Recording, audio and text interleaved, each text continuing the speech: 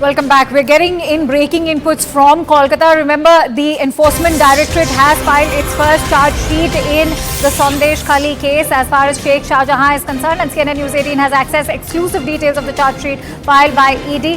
The charge sheet says that Shah Jahan, with his strong political backing and an army of goons, employed various means to establish a reign of terror and illicitly acquired proceeds of crime by commission of scheduled offences, that is threats and attempts to murder, extortion, land grabbing, some very serious charges.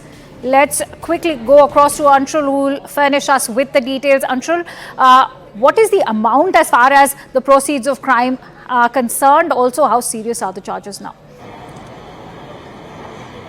So yes, the investigation is still underway. Remember, this is the first prosecution complaint that has been filed by Enforcement Directorate against Sheikh Shah Jahan. At this point in time, the proceeds of crime that has been seized or attached by the Enforcement Directorate has crossed the 291 crore mark already, and the investigation is still underway. Now, in the prosecution complaint that has been filed by the Enforcement Directorate, details of the entire crime scenario of Sheikh Shah Jahan has been narrated, how he actually used to take money from the people who were wanting it the most, and then that money was eventually used as proceeds of crime as well. Definitely a lot of details have come out in this entire charge sheet. If I could just read out a few points from this as to from where was this proceeds of crime being generated. So the generation of proceeds of crime by Sheikh Shah Jahan was being done from Sabina fish suppliers. Not only this, but also from other myriads as well. So definitely Sheikh Shah Jahan has been